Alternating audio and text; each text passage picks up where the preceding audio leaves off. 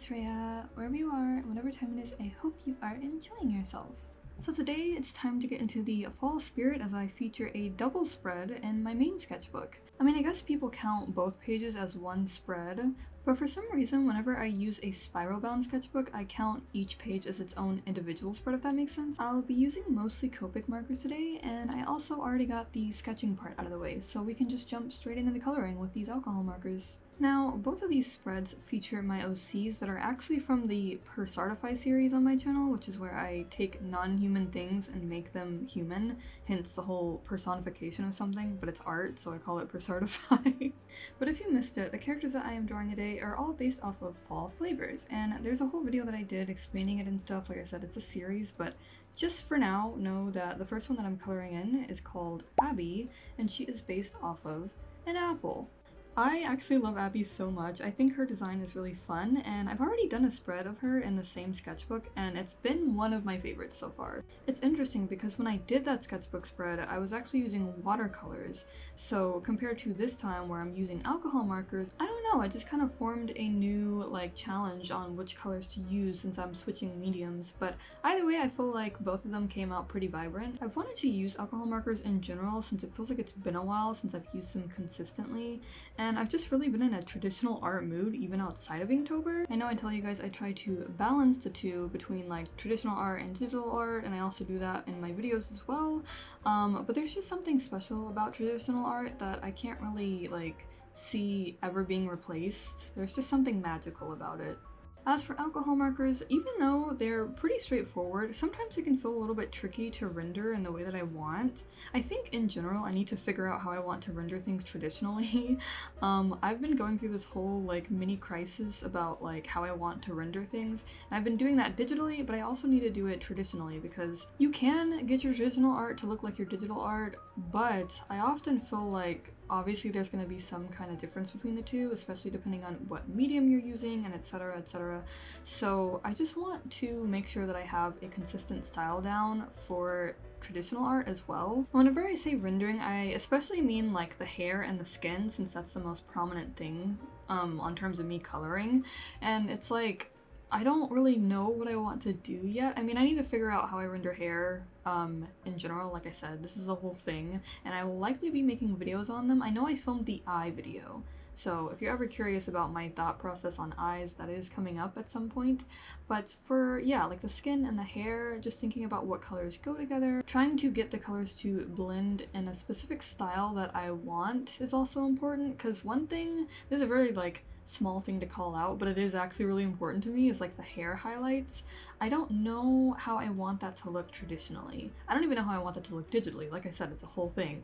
But that's something that I want to understand more, because I feel like I put a good amount of attention and detail into these sketchbook spreads that I did this time around, especially compared to usual, because I'd say on a scale of 1 to 10 of me going all out on a spread, this one was about an 8. Because I wanted to do my characters justice since I designed them and everything like that, and then I also wanted to work well with the alcohol markers since they're more or less my main medium of choice for traditional coloring. So I think I just got a little concerned on how all of it would come out, since I still felt questioning about how I wanted to color and render with the alcohol markers. But I feel like overall this time around I did pretty well on the color selection, because whenever I look at this spread in person and whenever I look at this spread on the screen, the colors look so vibrant. By the time this spread is done, it's gonna look super vibrant, and I did not touch the saturation bar at all.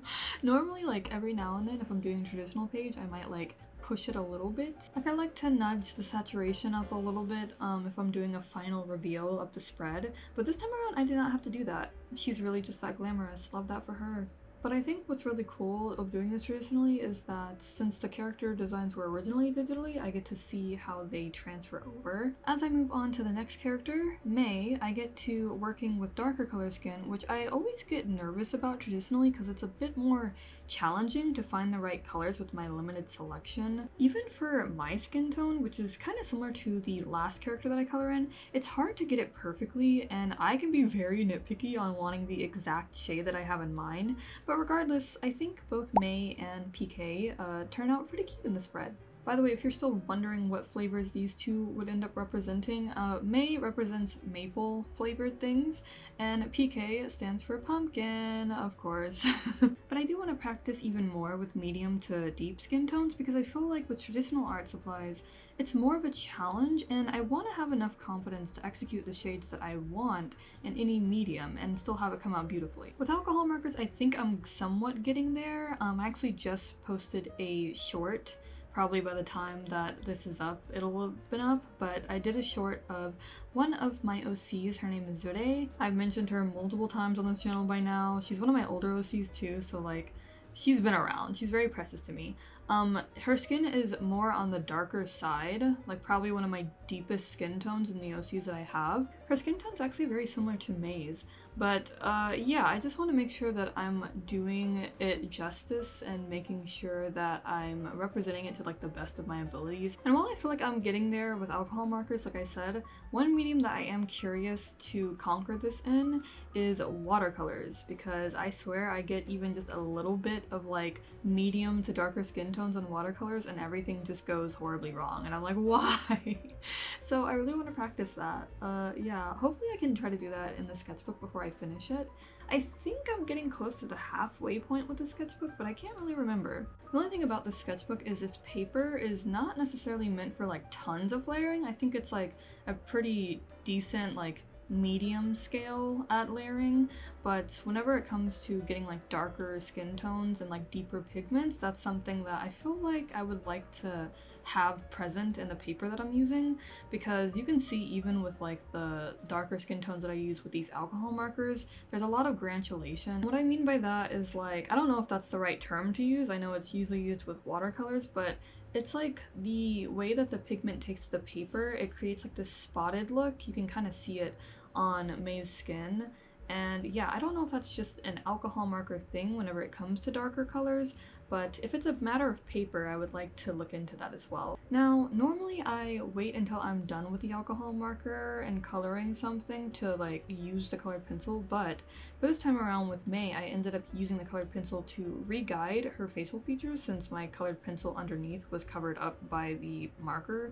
But I also wonder if I should start doing line art before I color again. I kind of like just coloring it in and then doing the lining at the end, because then I feel like it's more accurate, but I don't know. Because I also just use colored pencil instead of like fine liners because it's a pretty and soft look, but then it can also come off as like too textured and a little messy, so I have mixed feelings. I think I should at least try line art first on a spread again, especially since it's Inktober, and that's a good excuse for me to like practice using my fine liners and all of that and test my line art skills because they're not really that good.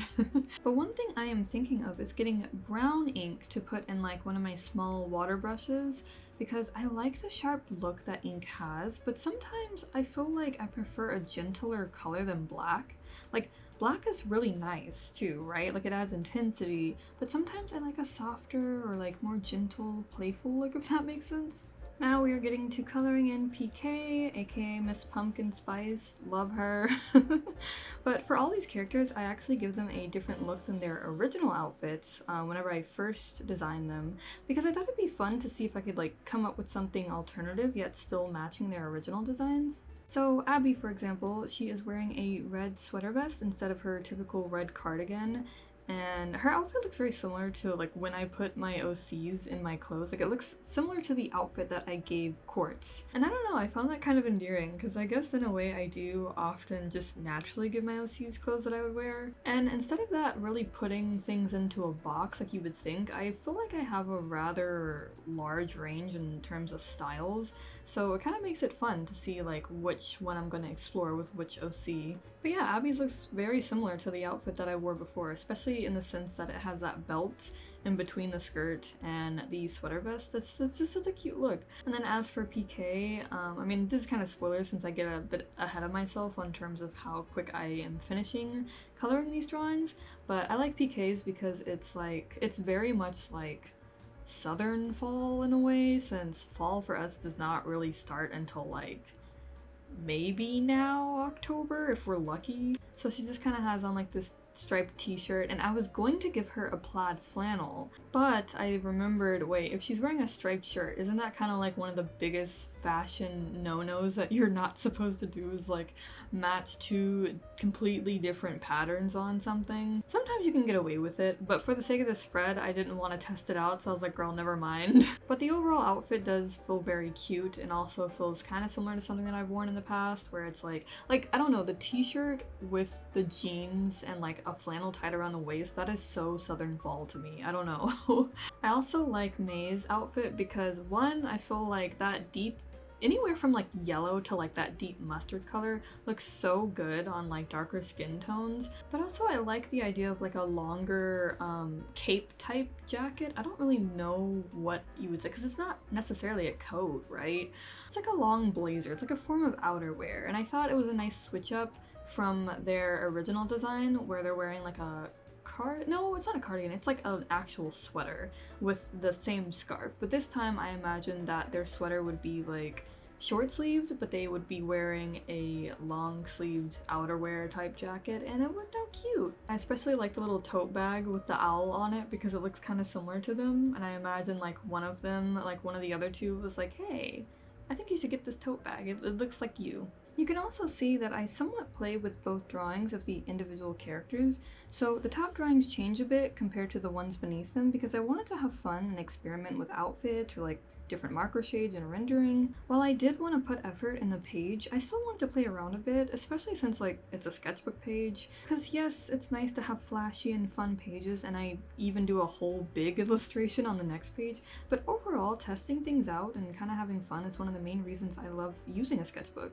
So no, PK's skin changing color a little bit is not like a continuity issue. It's more or less just me trying to play with different ways that it might be able to look, especially before I get into the illustration on the next page. I also changed the colors on her shirt a little bit, and I did the same for Abby in the sense that her skirt is like plaid at the bottom. I think I did consider doing like a full-on red outfit where it was like the red sweater vest and also like red plaid skirt too. I think that'd be cute. For May, I was mostly worried that like their hair, whenever I first designed it, I had this worry too, that like they would look more like clown-esque because of how vibrant the afro is, and I don't think I've really drawn an afro on one of my OCs before, but I hope it looks cute and endearing and like pretty, because honestly, if I saw someone IRL with hair like that, I'd be like, wow, that's amazing and that's iconic. So I don't know if it comes off that way, but we'll see. Maybe I could try some different hairstyles or something, like sort of like a more twisted, like, or kinky curly type afro. I don't know. It's funny though looking at May's design because they remind me a lot of an upcoming or newer OC, should I say, and he looks kind of similar, but I want to say that's a giant spoiler for one of my upcoming persartifys, but I've been working on it for so long that at this point I'm like, does anyone even care? Like, I should stop like teasing or spoilering this because it's literally been all year that I've been working on this. This is embarrassing. So whenever it comes out, it comes out. Just know I'm very excited for it. But the bottom part of the spread is so cute to me because it's like, if you see the top part of the spread versus the bottom part, it's almost like at the top they're seeing each other while they're out somewhere for the first time in a while, and then the bottom could be like them going out shopping or something together, and I really like that. I really want to work on imagining my OCs in a world and like intertwine with each other instead of constantly staring into voids by themselves with a blank expression.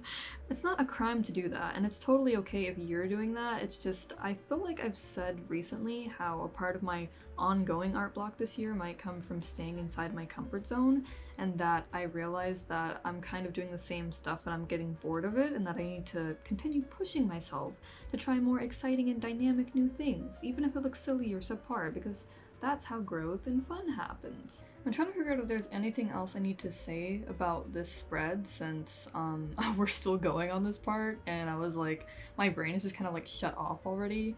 I mean, at this point, I'm just kind of doing the like touch-ups on the characters like outside of alcohol markers, because yes, alcohol markers are like my leading medium to use for coloring, but like I said, I like to go back and do line art with colored pencils, and it's a lot more lenient than like actual line art. That's why I say it's not necessarily the same. because yeah, with colored pencils I'm kind of just messing around, but I don't know, you see what I mean whenever I say it feels a little bit messy and incomplete sometimes. It's kind of endearing, but in a way sometimes I'm like, there's all these spots that are just like, I don't know, left uncolored, like just tiny little white spots everywhere that don't really look well covered whenever I use colored pencil. I feel like that's something that would be eradicated had I used a fine liner or some kind of ink. And that's even more true if I considered doing the line art with ink first before coloring it, but I digress. It is sticker time. I bring out all these potential stickers to use and I end up only using like a handful of them because that's how it always goes. But I liked using the little desserts since it kind of matches the theme of them being like flavor related. I didn't really have any apple or pumpkin stickers, but you can see I placed the waffles next to May since it's maple syrup. You know, maple syrup goes on waffles. Oh, that sounds so good right now. But yeah, and then I used these cute little fall leaves that I got from Sakaido whenever I went to Japan, and I have been waiting forever to use those stickers, and I'm so happy to use them now. But with this spread done, time for the illustration. So I wanted to do like a cozy and cute looking close-up drawing of my OCPK since pumpkin spice is the most popular flavor of fall. And you might be able to lightly see that I've already sketched the drawing out with my Metasil pencil. It's like a metal pencil something. But as I folded the sketchbook to work on one side of the spread, this side got some random table debris on it and I was very heartbroken about that. But I tried using my X-Acto knife to lightly scrape off the debris and I just figured, okay, whatever, I'm just gonna move on. At least I don't have to put in too much like pressure on myself anymore because it's already ruined. But dramatics aside, I did end up outlining the drawing again with colored pencil, and this time it's just like an actual colored pencil instead of like my typical erasable ones, because I did test here on this little paper strip my thumbnails, my colors, and also which pencil that I could use that has color that would also not be erased immediately by the alcohol marker. I generally do this kind of preparation and I highly recommend it for any illustration you want to do. After that, I am prepping my kneaded eraser in the sense that I'm playing with it apparently before erasing the entire sketch, just so that way whenever I go to color it, there's not enough colored pencil down to where it gets like mixed in, like merged into the alcohol marker, but I can still see what's underneath and I'm not entirely confused. Again, this is where I feel like line art would definitely help me because I feel like I have this universal problem, whether traditionally or digitally, where I just like try to wing my sketch, and whenever I go to like line art anything or even color, I get a little bit confused. So while line art is a pain and takes a lot of time, it also saves time. And again, I feel like I should really go back to just trying it out a little bit more even before I start coloring. Nevertheless, I am starting with the skin on this illustration per usual. And do not underestimate color swatching and like color picking for like a character illustration because there's so much that goes into it. Like I wouldn't think that it's something that would take that long, but like when I tell you it took about half an hour just for this one character alone as opposed to all of them on the spread, because I enjoy my quirky character designs, but at the same time it can be kind of a pain whenever I have to like figure out which colors to use for which specific hair gradient or two-toned hair, because I love to do that. But it really is an experiment. Like, it genuinely feels like I'm mixing potions together to figure out what pigment I need whenever I go to color in an illustration. Needless to say, it is time consuming, but it can very much save you and be your best friend. Because you don't want to get halfway into an illustration and be like, oh, am I using the right color? I mean, it might happen regardless, but for the most part, I kind of had like my 3 initial colors that I planned on using for PK whenever I was like coloring her in, and especially with her skin. Again, I don't know what it is about this medium, like even skin tone that just trips up colors, but it's really hard to get it to look like accurate, like how I want it to be. I also try to keep in mind that colors are relative, so it depends on the kind of background that I'm going to put her in. While I feel like there was definitely some better approaches I could have taken to get the colors to like blend together smoother, I think overall it comes out quite nicely. From far away at least, you know, when you get up close it's kind of like, I don't know, some things aren't blended, but just don't think about that. One thing I recently mentioned quite shyly in my last video is that I would like to get better at chest shading, because I don't normally draw pinup or spicy drawings where there's more revealed skin, but I do feel like there's some serious appreciation to be offered for how people render skin in those moments. I mean, whether you're into it or not, I feel like whenever it's done well, you can't help but notice that it looks pretty darn good, right? right? I'm being a freak, I'm sorry. I mean, honestly, is it crazy for me to just want the cleavage to be shaded correctly? I feel like that's a valid thing. It's really hard because I don't want to be like too direct on the line. I don't know, I feel like I like a softer look for the cleavage line, but again, it also just depends on how big the bust is and all that. We don't have to go into this right now, but I will say it's fun to try out all the shades and just kind of see what I like best to mix the skin with. I feel like my approach for coloring skin is more vibrant in general, so I'm always curious to like adding in different and interesting colors, and I will continue to point this out, but it also depends on how wide of a space I'm coloring in, because if I'm just coloring characters in and they're about the size of like the characters on the opposite side of the spread, you can see I didn't really go crazy on terms of like skin color rendering techniques. It's pretty simple. But here is where more close up and there's a lot more area to cover on terms of skin. It's a little bit more important for me to think about the direction and the strokes and the pressure that I'm putting in each of these little areas because it makes all the difference. Sure, I could just do the same back and forth motion all the way across every part of the skin, but that might not have as good as a look as if I try to keep in mind like the curves and the creases of a human body. And in addition to taking more into account whenever drawing skin or just characters on a more close-up setting, not only do I have to think about the motion and the pressure in which I am coloring, but also I feel like I use more colors whenever it comes to a large illustration like this because it's all close up, so I like to add even more depth, you know, in the shadows, in the highlights. There's just so much that can happen, and doing all this is more or less for the sake of dimensionability. I think I've said this before, that's not a word. I don't think that's a word, but you know, it adds dimension, it adds depth. That's what I want. And sometimes you might not think that putting down a purple or a blue color as a shade sounds proper, but if you actually try it out, sometimes you're like, okay, wait, this is cooking, and then there you go. You just kind of learn some new things by trial and error. But generally, like I said, if you're going to work on an illustration that you want to be super serious, 100% locked in, the best of the best, then make sure that you do all the testing for that on a scrap piece of paper beforehand. Even if you just do like a little thumbnail version, you can't really go wrong the more you prepare. But since I stuck to only Copic markers, my palette was limited, even though I probably had around 80 Copic markers, I want to say. The biggest set I bought was that 36 set from Japan, so the rest are just kind of markers that I got here and there individually over time. I would have loved to use my Senjoki marker sets since I have a entire set of those.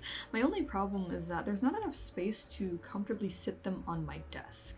And I hope I can figure something out to make that less of a problem, because I know I'll use them in the future for illustrations for sure, because like, how could I not utilize a full set of markers that work perfectly fine and amazing and are also cheap?